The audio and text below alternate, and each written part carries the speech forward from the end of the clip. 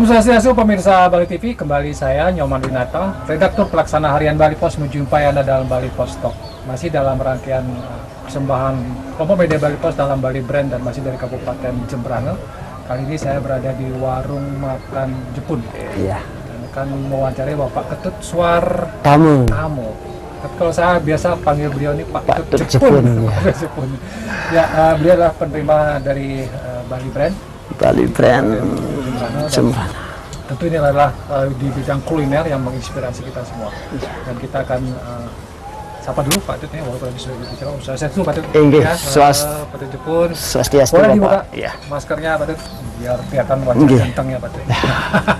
Lalu bisa bercerita mungkin di awal ya, seperti usaha-usaha yang kita wawancarai, mungkin sejarahnya Pak Tut ya, dari kapan ini dimulai, mungkin dari latar belakangnya Pak Tut, apakah memang dari dulu suka kuliner, suka masak, kemudian pengen buka ini, atau gimana ceritanya? Silakan Pak Tut. Oke, Swastiastu sebelumnya sampun rohnya.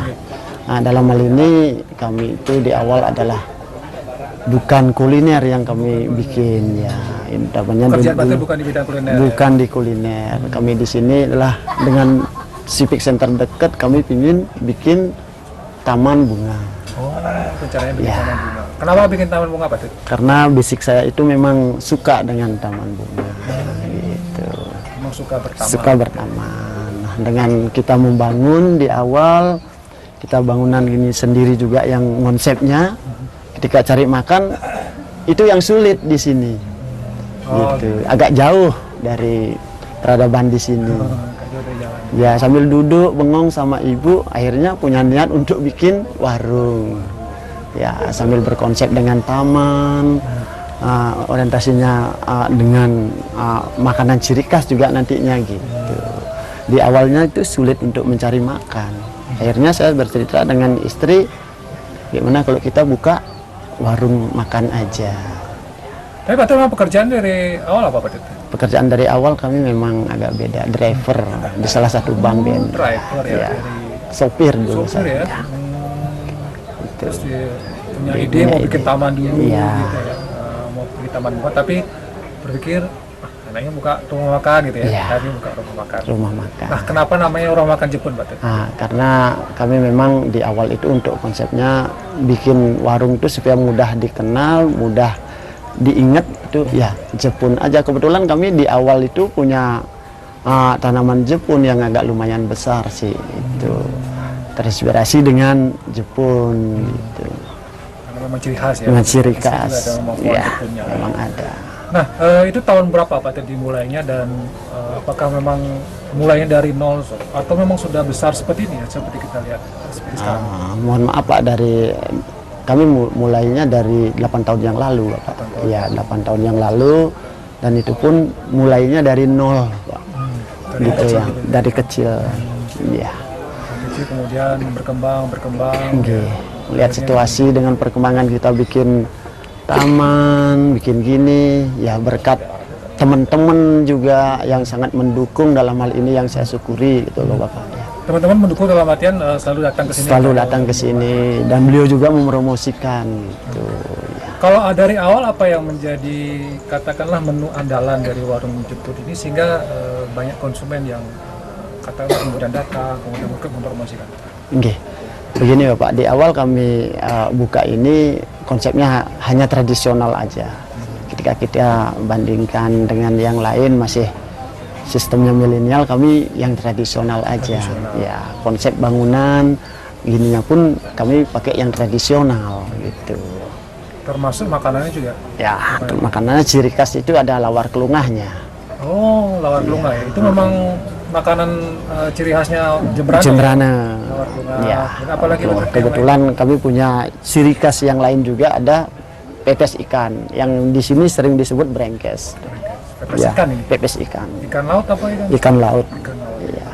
Ada lagi menu-menu andalan lagi nih Pak Tut yang? Ya, kami hanya satu menu, one menu gitu loh, satu ya. Lawar kelungah. Lawar kelungah nasi campur, ada ayam suwirnya itu ya, ayam panggang. Kalau yang dari awal katakanlah yang datang ke sini sebagai konsumen, apakah memang karena ini ada di Civic Center ya?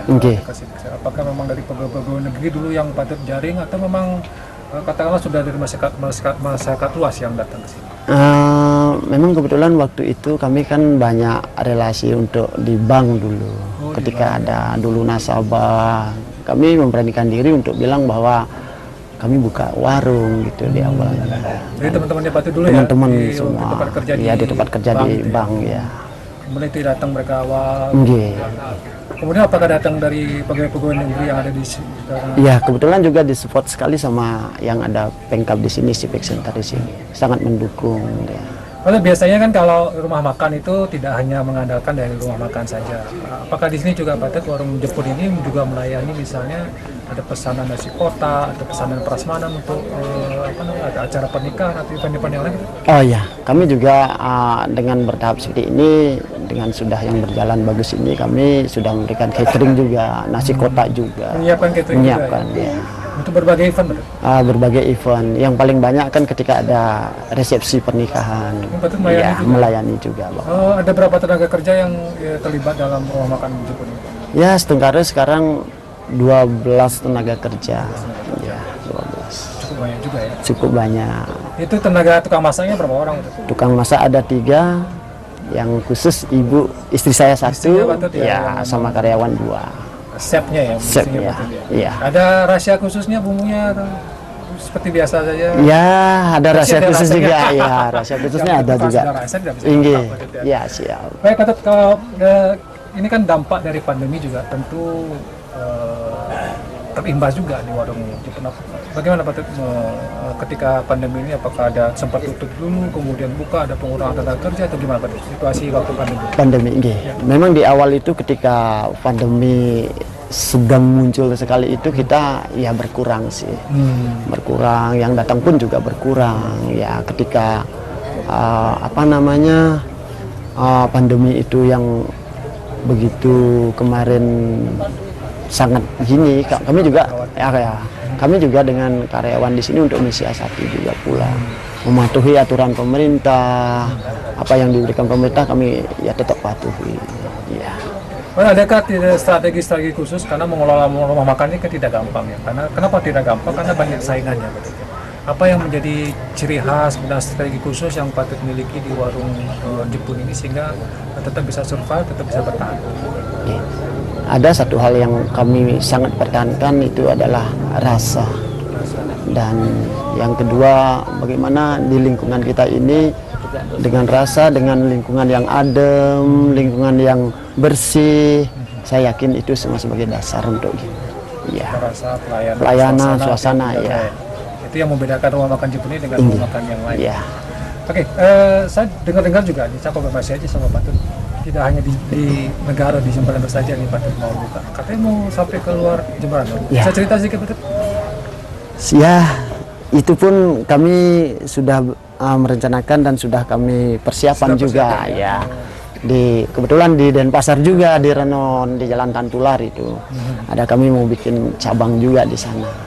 Ya, yang notabene launchingnya nanti tanggal 9 Februari. Februari nggih. Ya. Sampai ke Denpasar. Sampai Denpasar. Bagian dari merambah pasar. Biasanya So- orang dari Denpasar ke daerah ini, dari daerah ke Denpasar. Apakah Anda melihat ada potensi Patut di Denpasar? Sangat melihat ada potensi. Karena konsumen Patut banyak juga dari Denpasar. Dari Denpasar banyak. Ada yang bertanya ya, Iya. kapan ini dibuka di Denpasar? Sering ditunggu lagi. Ya, Tapi makanannya di sana tetap juga. tetap juga ciri khas lawar kelungah sama brengkes ya. Oke Patut, lawar kelungah ini kan khusus ya bahannya dari kelungah. Ada kendala tidak dari bahan-bahan penyediaan bahan baku dan lain sebagainya? Kalau bahan baku memang kami belum ada kendala karena di negara itu untuk penghasil kelapa kan memang di negara ya. Lawar kelungah ada dagingnya. Dagingnya daging apa? Lawar kelungah tidak ada dagingnya. Ada dagingnya. Ya karena kami sudah di nasi campurnya one menunya itu sudah ada Ayam. ayam suwir, ada lawar kelungah. Oh, berarti lawarnya tanpa daging ya? Ya, Seperti sayur tanpa jadinya? daging. Iya, seperti sayur. Iya. Dan itu memang ciri khasnya. Ciri khas untuk warung Jepun. Patut, kita dari kelompok Media Bali Pos kan sudah mempersembahkan Bali Brand ya, Nggih. 2021 waktu kita serahkan di tahun 2022. Patut mungkin ada statement sedikit tentang Bali Brand ini, harapan Patut ke depan seperti apa? Ya.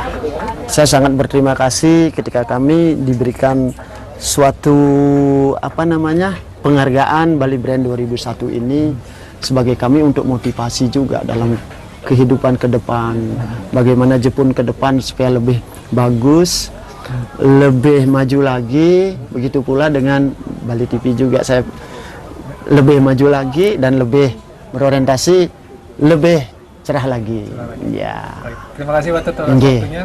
Terima kasih banyak. Mudah-mudahan Pak Tut bisa tetap berkembang dan nanti launchingnya yang di Denpasar itu ya tetap juga Siap. bisa ini brand dari Jembrana yang bisa masuk ke Denpasar, mudah-mudahan Nggih, bisa Pak. juga menginspirasi kita semua. Sekali Siap. lagi terima kasih Pak Tut. Terima kasih banyak. Dan pemirsa Bali TV, demikian wawancara saya dengan Bapak Ketut Suwarta Kamu. atau panggilannya Pak Ketut Jepun, karena rumah makannya rumah makan Jepun yang sudah menginspirasi kita semua, yang luar biasa. Dari Jembrana juga akan membuka cabang, mudah-mudahan di tempat lain juga ya Pak Tut ya. Astungkare. Dan ini Nggih. kuliner khasnya adalah lawar lubuk Jembrana, dan ini memang mempertahankan tradisi-tradisi lokal. Demikian Bali Post Talk kali ini, saya ucapkan terima kasih atas perhatian Anda. Saya tutup dengan Pramu Santi. Om Santi, Santi. Sampai jumpa pemirsa.